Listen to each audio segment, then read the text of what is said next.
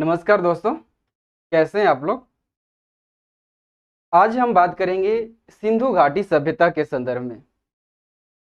सिंधु घाटी सभ्यता यानी इस सभ्यता को, पहला प्रश्न तो यही आता है कि इस सभ्यता को सिंधु घाटी की सभ्यता क्यों कहा गया। दरअसल यह सभ्यता सिंधु और उसकी सहायक नदियों के आसपास के क्षेत्रों में फली फूली और विकसित हुई, इसलिए इस सभ्यता को सिंधु घाटी की सभ्यता के नाम से जाना गया। इस सभ्यता से जुड़ी जानकारियां प्राप्त करने के लिए सबसे पहले हड़प्पा नामक स्थल पे वर्ष 1921 ईस्वी में खुदाई हुई और खुदाई के पश्चात वहां से जो साक्ष्य मिले, प्रमाण मिले, वे प्रमाण, वे साक्ष्य इस सभ्यता के बारे में बहुत सारी जानकारियां प्रदान की। तो सबसे पहले हड़प्पा नामक स्थल पे खुदाई हुई और वहीं से जानकारियां मिली सभ्यता के संदर्भ में, इसलिए इस सभ्यता को हड़प्पा सभ्यता के भी नाम से जानते हैं, क्योंकि यह सभ्यता के बारे में जो जानकारियां मिली मुख्य रूप से पहली बार हड़प्पा नामक स्थल से मिली थी, तो इसलिए इसे हड़प्पा सभ्यता भी कहा जाता है। यह सभ्यता उस दौर में, उस युग में उत्पन्न हुई, पनपी, जब मानव तांबे से बढ़कर कांसे का प्रयोग करना शुरू कर दिया था। कांसे का निर्माण तांबा और टीन के मिश्रण से किया जाता था। उस युग में तांबा और टीन के मिश्रण से कांसे का निर्माण होने लगा था। उसी युग में यह सभ्यता पनपी और विकसित हुई, इसलिए इस सभ्यता को कांस्ययुगीन कहा जाता है कि यह सभ्यता कांस्ययुगीन है, यानी कांसे का इसमें प्रयोग होने लगा था इस युग में, और उसी युग में यह सभ्यता फली फूली और विकसित हुई। ताम्रपाषाण काल में ही है, मतलब कांस्ययुगीन जो काल है ताम्रपाषाण काल में ही है। ताम्रपाषाण काल का जो काल है 3000 ईसा पूर्व से 1400 ईसा पूर्व, और हड़प्पा सभ्यता की अगर हम काल देखें परिपक्व अवस्था, तो वह है 2500 से 1750 ईसा पूर्व, यानी BC। इसी के बीच में है, ताम्रपाषाण काल में ही है। तो ताम्रपाषाण काल में तांबे का प्रयोग हो रहा था, उसी में तांबे से बढ़कर प्रयोग होने लगा कांसे का, तो कांस्ययुगीन एक सभ्यता आई। कांस्ययुगीन मतलब एक कांस्ययुगीन एक दौर आया, एक युग आया। अगर दूसरे शब्द में बोले तो कांस्ययुगीन पाषाण काल के बाद और लौह युग के पहले वाला युग है। लौह युग की शुरुआत वैदिक काल में होती है, वैदिक काल के सेकेंड फेज में, उत्तर वैदिक काल में। तो लौह युग से पहले और पाषाण काल के बाद का जो है युग जो है कांस्य युग का काल था, और उसी युग में यह सभ्यता फली फूली और विकसित हुई, इसलिए इसे कहा जाता है कि यह सभ्यता कांस्ययुगीन थी। हड़प्पा सभ्यता एक नगरीकृत सभ्यता थी, यह ग्रामीण सभ्यता नहीं थी। इस युग में आकर नगरों का निर्माण होने लगा था, नगर का विकास होने लगा था, तो यह सभ्यता एक नगरीकृत सभ्यता थी, और इसकी नगर निर्माण योजना बहुत ही बेजोड़ थी। इतनी बेजोड़ कि आज भी उस नगर निर्माण योजना का उपयोग किया जाता है। आज भी हम नगर बसाते हैं, नगर का निर्माण करते हैं, नगर में मकान बनाते हैं, सड़क बनाते हैं, तो आज भी उस योजना का उपयोग किया जाता है। नगर निर्माण योजना का ही उपयोग नहीं किया जाता है। अगर देखा जाए तो हड़प्पा सभ्यता की बहुत सारी चीजें आज भी समाज में धूमधाम से मौजूद है। सामाजिक सांस्कृतिक रीति रिवाज, उनकी धार्मिक परंपराएं आज भी समाज में धूमधाम से मौजूद है। इसीलिए कहा जाता है कि सदियों रहा दुश्मन दौरे जमा हमारा, यूनान मिस्र रोम सब मिट गए, पर मगर अभी भी बाकी है हस्ती हमारी, कुछ बात है कि हस्ती मिटती नहीं हमारी। तो कुछ बात है कि हस्ती मिटती नहीं हमारी, ये कुछ बात कौन सी? कुछ बात है कि हस्ती मिटती नहीं हमारी, ये कुछ बात कौन सी है? जब ये लाइन मैं पढ़ा करता था तो समझ नहीं आता था ये कुछ बात क्या है, कौन सी बात। लेकिन जब आप हिस्ट्री पढ़ लेंगे, समझेंगे, आज भी समझ जाएगा कि कुछ बात कौन सी है। पूरी बात तो नहीं समझेंगे, मगर हाँ धीरे धीरे आप समझ पाएंगे कि प्राचीन काल में जो संस्कृति, धर्म, रीति रिवाज थे, परंपराएं, नगर निर्माण की योजना आज भी समाज में मौजूद है, आज भी हम उसका पालन करते हैं। तो कुछ बात क्या है धीरे धीरे समझ आएगा आपको। जैसे हम एंशिएंट हिस्ट्री पूरी पढ़ा देंगे तो हर एक क्लास में बताएंगे कि कुछ बात कौन सी थी, जोड़ते जोड़ते सारा बात पता चल जाएगा कि कुछ बात कौन है जिस आधार पे हमारी हस्ती मिटती नहीं है। हम पे कई आक्रमण हुए, हमले हुए हमारे देश पे, यूनान मिस्र रोम पे भी हमले हुए और आक्रमणकारियों ने यहाँ पे धन दौलत लूटा। उसके साथ वे अपनी रीति रिवाज, अपनी संस्कृति को यहाँ पे स्थापित करने का प्रयास किया, लेकिन वे स्थापित नहीं कर पाए। लेकिन यूनान मिस्र रोम में वे स्थापित कर दिया। उनकी जो रीति रिवाज थी, जो उनकी परंपराएं थी, उसको मिटाकर अपनी मतलब रीति रिवाज और संस्कृति को वहां पर लागू कर दिया आक्रमणकारियों ने। लेकिन भारत में वे ऐसा कर नहीं पाए। भला ही भारत को लूट लिया, लेकिन भारत की संस्कृति, इसकी धर्म, इसकी परंपराएं को वो मिटा नहीं सके, अपनी रीति रिवाज को लागू नहीं कर पाए। इसलिए कहा जाता है कि यूनान मिस्र रोम सब मिट गए, सब उनकी संस्कृति मिट गई। आज समाज में उनकी कोई भी परंपराएं, प्राचीन काल की जो उनकी परंपराएं थे, समाज में नहीं है। लेकिन हमारी जो आज की परंपराएं, आज भी परंपराएं बहुत ऐसी है जो प्राचीन काल से चली आ रही है और हमारी हस्ती मिटी नहीं है हमारी। तो समझेंगे कि कौन सी बात है, ठीक है आज। लेकिन इस सारा बात तो स्पष्ट होगा, जैसे सामाजिक पहलू पढ़ेंगे, धार्मिक पहलू पढ़ेंगे, तो सारा बात स्पष्ट होगा कौन सी बात है। लेकिन आज जो कौन सी बात है समझेंगे नगर निर्माण योजना की, कि हड़प्पा सभ्यता की नगर निर्माण योजना, टाउन प्लानिंग कैसी थी। उसमें भी हम समझेंगे कि उसमें कुछ बात होगी जो आज भी कायम है, और धीरे धीरे से हम जब उसकी संस्कृति, रीति रिवाज समझेंगे, परंपराएं समझेंगे, तो बहुत सारे बात समझ पाएंगे कि कौन सी बात थी। तो सिंधु घाटी सभ्यता, सिंधु घाटी की सभ्यता, इसको क्या बोलते हैं? हड़प्पा सभ्यता ये बोलते हैं, हड़प्पा सभ्यता। इंडस वैली सिविलाइजेशन, इसमें सिर्फ आज हम समझेंगे क्या नगर निर्माण योजना कैसी थी इनकी, टाउन प्लानिंग, नगर निर्माण योजना।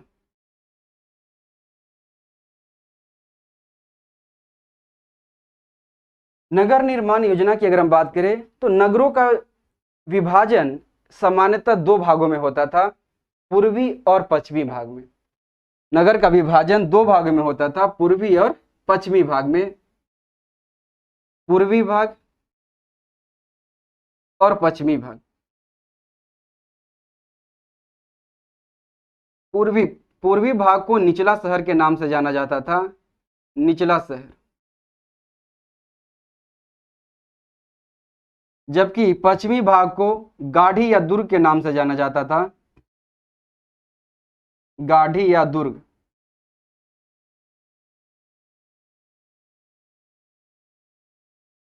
गाढ़ी या दुर्ग सुरक्षा दीवार से घिरा हुआ होता था।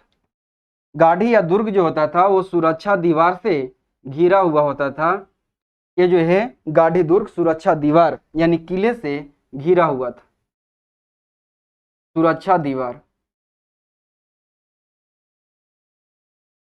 यानी किले, किले से घिरा हुआ रहता था, जिसमें गाढ़ी और दुर्ग में शासक वर्ग के लोग रहते थे। शासक वर्ग, शासक वर्ग के लोग इसमें निवास करते थे, गाढ़ी और दुर्ग में, जो सुरक्षा दीवार से घिरा हुआ रहता था।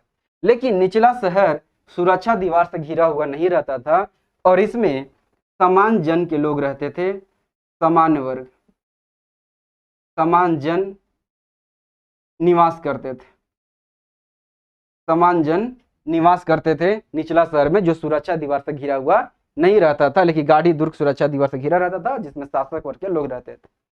लेकिन एक मात्र नगर है कालीबंगा, जिसका निचला शहर भी सुरक्षा दीवार से घिरा हुआ था, कालीबंगा। कालीबंगा एकमात्र हड़प्पा कालीन नगर है जिसका निचला शहर भी सुरक्षा दीवार से घिरा हुआ था, निचला शहर।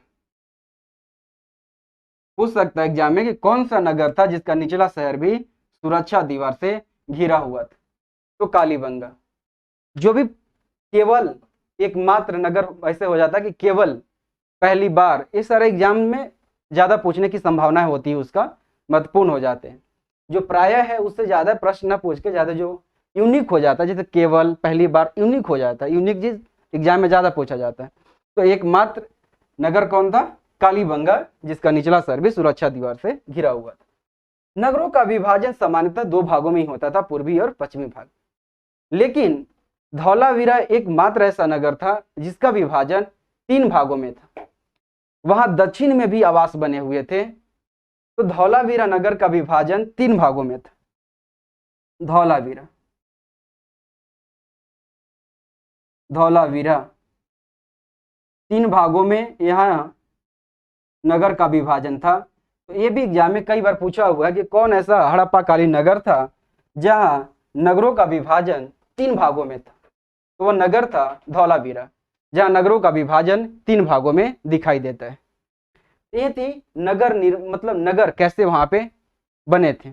इसमें अगर बात करें अब नगर में सड़क की कैसी व्यवस्था थी, इस तरह शॉर्ट ले सकते हैं, ऐसी पीडीएफ में भी दिया हुआ है, पीडीएफ डिस्क्रिप्शन बॉक्स में दिया रहेगा, वहां से आप देख सकते हैं।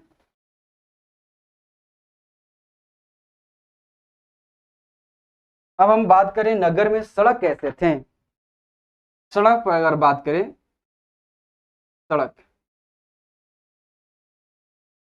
तो सड़क सामान्यतः कच्ची सड़क बनाई जाती थी, लेकिन मोहनजोदड़ो से पक्की सड़क के साक्ष्य मिले और सड़कें एक दूसरे को 90 डिग्री यानी समकोण पर काटते थे।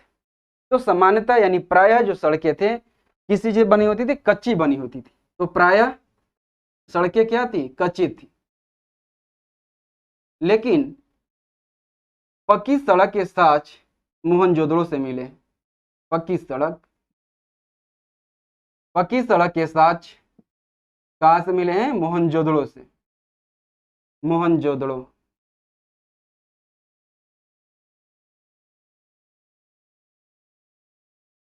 और सड़कें एक दूसरे को समकोण पर काटते थे, 90 डिग्री पे एक दूसरे को काटते थे।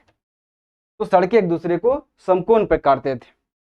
अगर मकान की बात करें, नगर में मकान कैसे थे, तो मकान पक्की ईंटों से बनाए जाते थे, लेकिन कालीबंगा से कच्ची ईंट से निर्माण के साक्ष्य भी मिले। हड़प्पावासी भवन निर्माण में उपयोगिता पर विशेष बल देते थे। वे कोशिश करते थे, उनकी प्राथमिकता होती थी कि भवन जितना हो मजबूत हो। वे अलंकरण पे ध्यान नहीं देते थे। अलंकरण मतलब होता दिखावा में नहीं होता कि मकान बन रहा है तो उस पर फूल काट देना, सजावट कर देना। तो अलंकरण पे वो ज्यादा ध्यान नहीं देकर भवन की उपयोगिता पर बल देते थे कि भवन जितना हो मजबूत हो। और भवन में ईंटों को चुनेगार से जोड़ा जाता था। ऐसे भवन निर्माण में उपयोगिता पर विशेष तो बल दिया जाता था, लेकिन कालीबंगा से अलंकृत ईंट के साक्ष्य भी मिले हुए। तो कालीबंगा से 2 चीज मिले हुए। पहला तो मकान जो बनते थे पक्की ईंट से बनते थे, लेकिन कच्ची ईंट से निर्माण के साक्ष्य कहां से मिले हैं? कालीबंगा से। और कालीबंगा से एक और चीज मिला। क्या मिला? कि हड़प्पावासी ध्यान देते थे, प्राथमिकता उनकी होती थी उपयोगिता पर कि भवन जितना हो मजबूत हो, लेकिन कालीबंगा से अलंकृत ईंट के साक्ष्य मिले। अलंकृत ईंट के साक्ष्य कालीबंगा से, अलंकृत ईंट के साक्ष्य कालीबंगा से मिले। हड़प्पावासी स्वच्छता और स्वास्थ्य को ध्यान में रखते हुए अपने मकान के द्वार मुख्य सड़क की ओर न खोल के पीछे की ओर गलियों में खोलते थे, ताकि धूल, दुर्घटना, गंदगी से बचा जा सके। तो नगर में मकान जो होते थे उनकी द्वार और खिड़कियां सामान्यतः गली में खुलता था, लेकिन लोथल एक ऐसा नगर था जहां मकान के द्वार मुख्य सड़क की ओर खुलते थे। तो मकान के द्वार प्राय कहां खुलते थे? पीछे की ओर गली में। लेकिन लोथल एकमात्र ऐसा नगर था, फिर बोल रहा हूं, जहां एकमात्र है वो एग्जाम के लिए महत्वपूर्ण हो जाता है। लोथल एकमात्र ऐसा नगर था जहां मकान के द्वार क्या थे? मुख्य सड़क की ओर खुले हुए थे। मुख्य सड़क की ओर मकान के द्वार।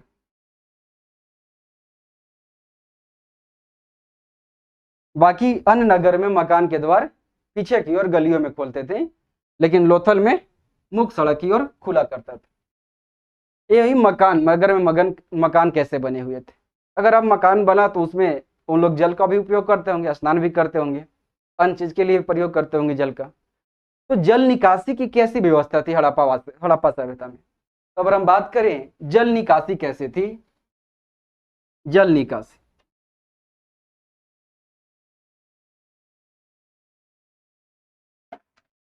जल निकासी जल निकासी की क्या व्यवस्था थी इनकी? तो हड़प्पा सभ्यता में जल निकासी की जो प्रणाली थी बेहद ही उत्तम थी। जल निकासी के लिए नालियां बनी हुई थी और नालियां को ढक दिया जाता था, ईंटों से या पत्थर के पट्टी से ढक दिया जाता था।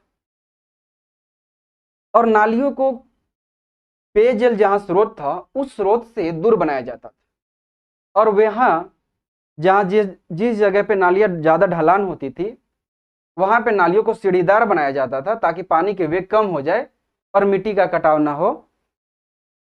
अगर इस तरह से अब देखा कि क्या अगर उनकी नालियां कैसे थी, पेयजल स्रोतों से दूर, नालियां ढके हुए थे, इसका मतलब है कि हड़प्पा वासी स्वच्छता और स्वास्थ्य को ध्यान में रखते थे।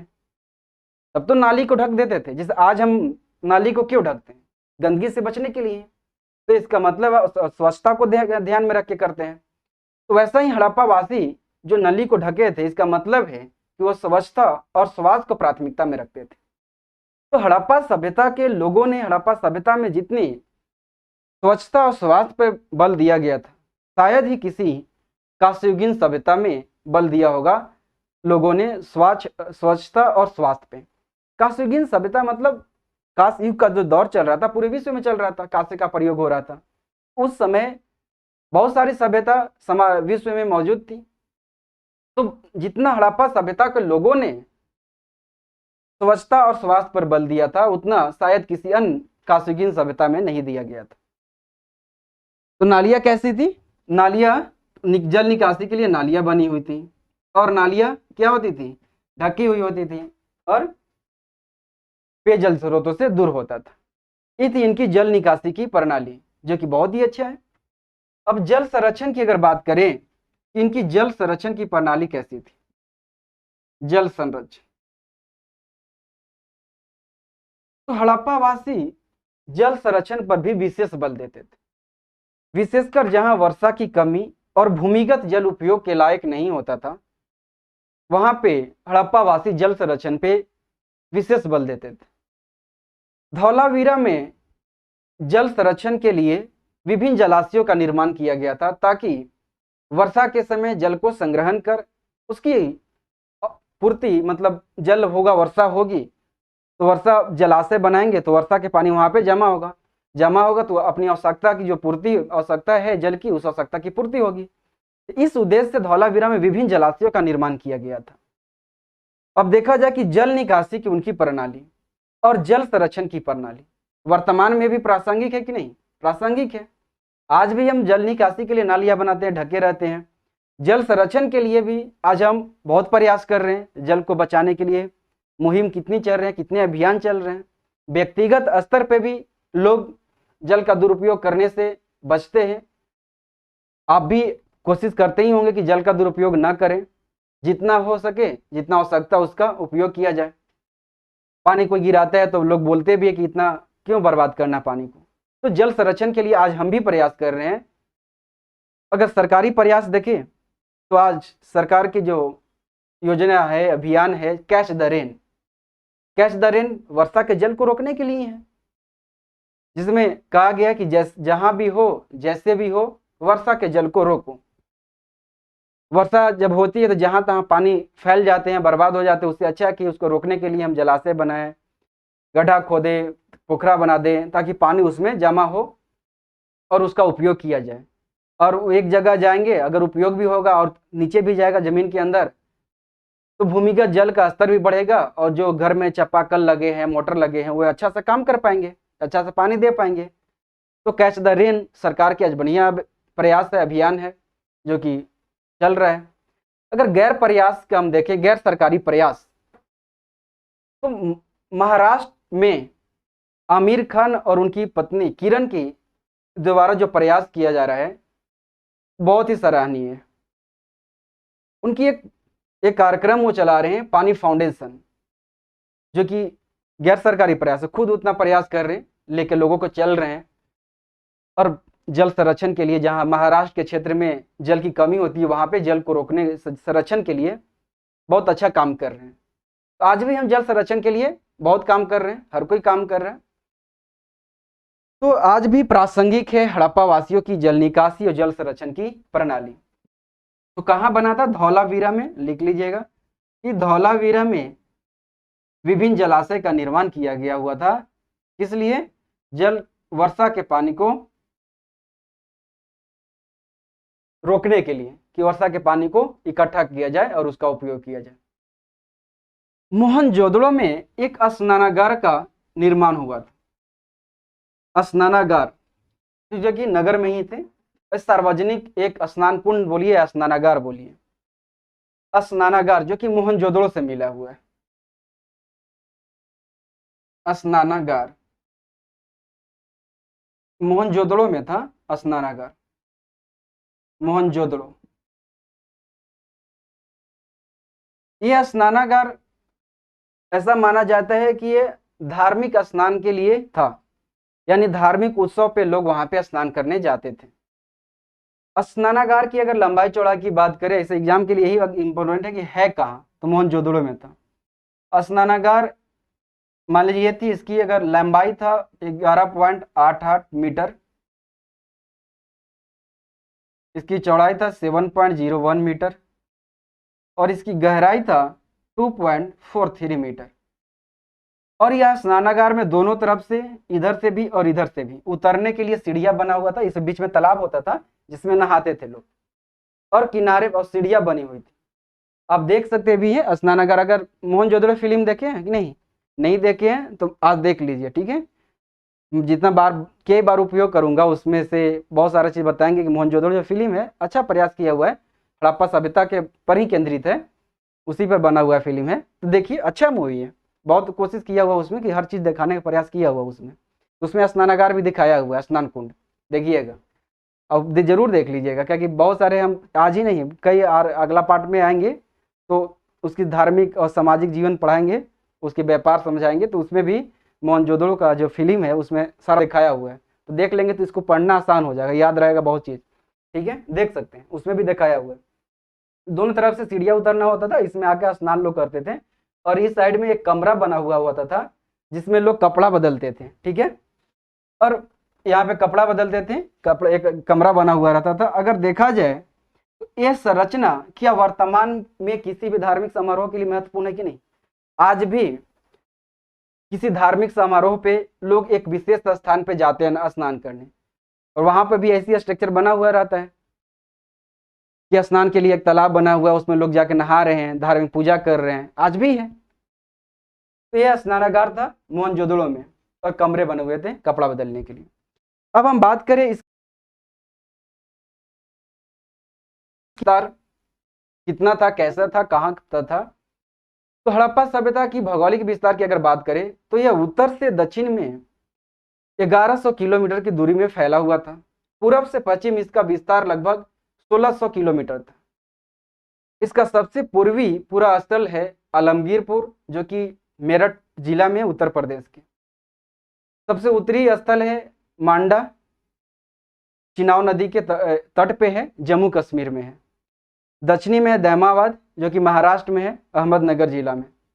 और सबसे पश्चिमी इसका पूरा स्थल जो है वो सुत कांगेडोर है, जो कि बलूचिस्तान में। अगर डायग्राम से देखें तो देख सकते हैं।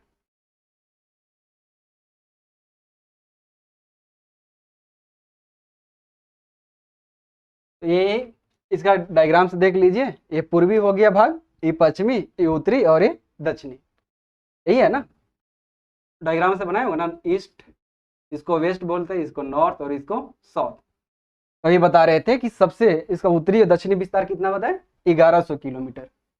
1100 किलोमीटर इसका उत्तरी दक्षिणी विस्तार है, और पूर्वी पश्चिमी इसका विस्तार है 1600 किलोमीटर। और सबसे पूर्वी भाग कौन सा है? आलमगीरपुर, जो कि उत्तर प्रदेश के मेरठ में है। नदी है हिंडन, हिंडन नदी पर आलमगीरपुर स्थित है। सबसे पश्चिमी सुदकांगेडोर है, जो कि बलूचिस्तान में है, दासक नदी के तट पर। सबसे उत्तरी जो इसका स्थल है मांडा है, जो कि चिनाव नदी के तट पे है, जम्मू कश्मीर में। सबसे दक्षिणी दैमाबाद है, महाराष्ट्र में, अहमदनगर जिला में। गोदावरी नदी है एक, उसकी सहायक नदी है प्रवर, उसी नदी पे है दैमाबाद, प्रवर नदी पे। अब कुछ हड़प्पा कालीन स्थल है जो वर्तमान में जिस राज्य में जहाँ पे अवस्थित है, यहाँ वही यहाँ पे लिखा हुआ है। जैसे में मुंडीगक और सुरतोघोई अफगानिस्तान में भी वर्तमान में स्थित है, जो कि हड़प्पा कालीन स्थल है।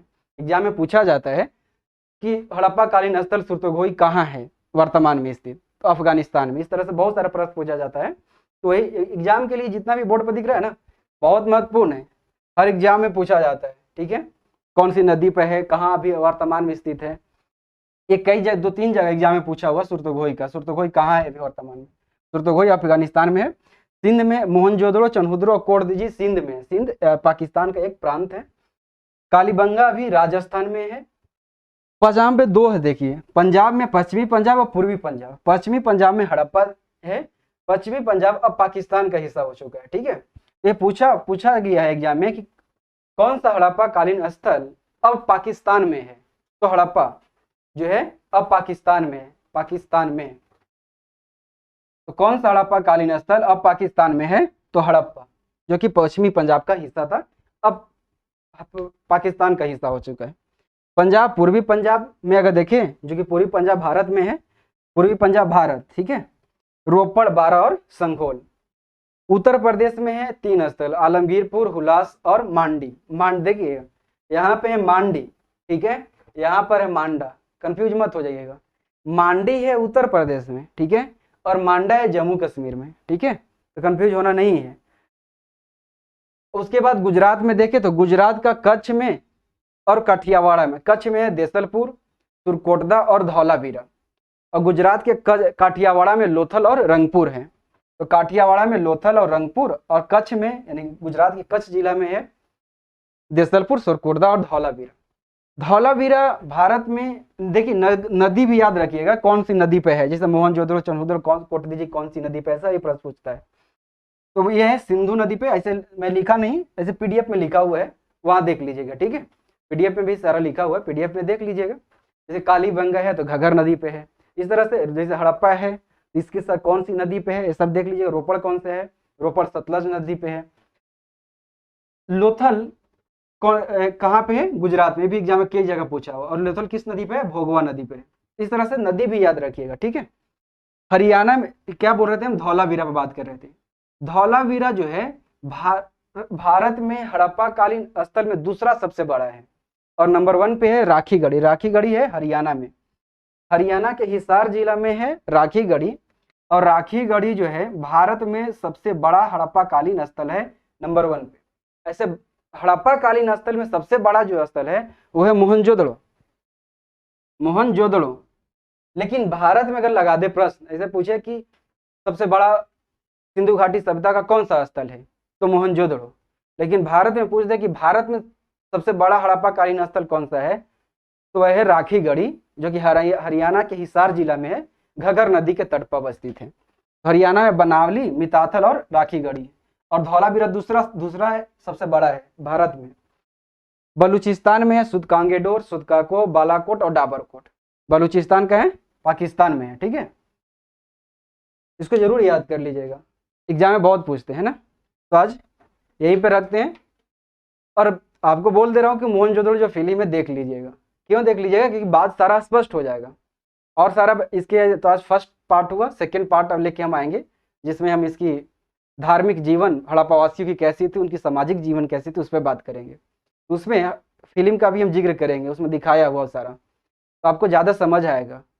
ठीक है, तो नेक्स्ट में फिर मिलते हैं नेक्स्ट पार्ट में। आज के लिए इतना ही, धन्यवाद।